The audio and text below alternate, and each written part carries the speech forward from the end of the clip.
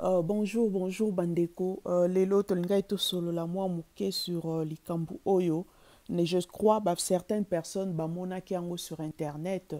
et ça un peu et entré na communauté africaine na biso.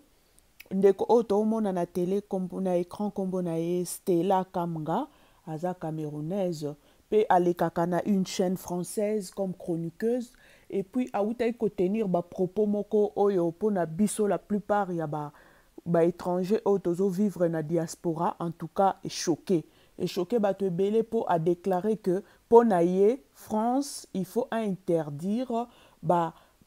étranger batindaka susu mbongo na continent africain te. Elle a plus parlé de l'Afrique mais toyebi ba asiatique bazali ba américain bazali bato bauta ba continent ebele baza mais elle a plus parlé sur l'Afrique donc mpo na ye France faut apekisa ba étranger batindaka susu mbongo na Afrique te bakanga yango pour elle une bonne partie ya mbongo oyo ekendaka na Afrique contribuaka pona économie africaine et pour elle est choquée de voir que dans certains pays même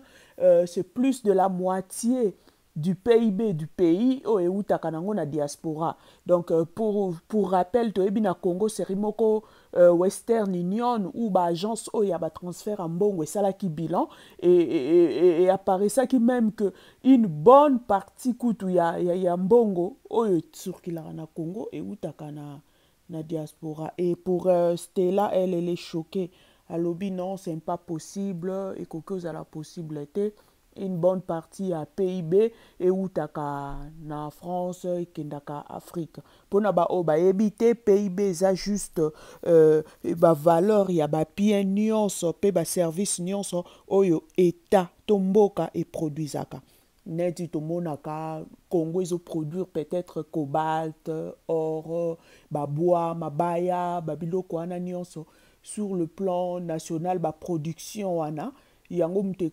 ekontribuaka na PIB to babiloko nyonso ezosalama na mboka oyo ekotekama libanda oyo ekotaka na compte ya économie yango moni basalaka bacalcul budget mpo bayeba budget ya mboka ceci cela donc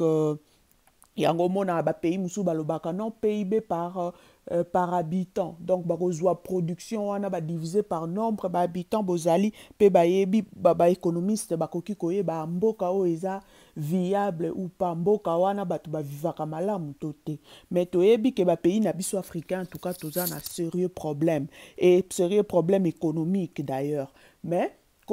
propos oyo ndeko na biso atenir eza mpasi mpo bato ebele bandeko ebele mutu na mutu aza na réalité na ye soki ye Stella na famille na ye bato basalaka eloko te na Afrique bavandaka banda ntongo ti pokwa kozela kaka ye atindela bango mbongo je suis désolé ce n'est pas le cas pour tout le monde bato mosusu batindaka mbongo peut-être baparents na ye baza malade peut-être baleki na ye batangaka peut-être bamakambo ezaka ebele afutelaka bango ndako esika ya kovanda eza te mutu na mutu aza na baraison na ye akende kozwa ka moko particulier mpo agénéraliser na communauté nyonso non wana c'est déplacer le mot c'est choquant parce que soki eza na bato bazotravailler dur na Europe to na Asie na Amérique eza pamba te c'est parce que baza na bafamille ya kosoutenir c'est parce que bacause eza valable eza grâce ya diaspora na biso bafamille mingi bana bazokende classe bafamille mingi bazozwa batraitement na Afrique bafamille mingi bazofutela bandaku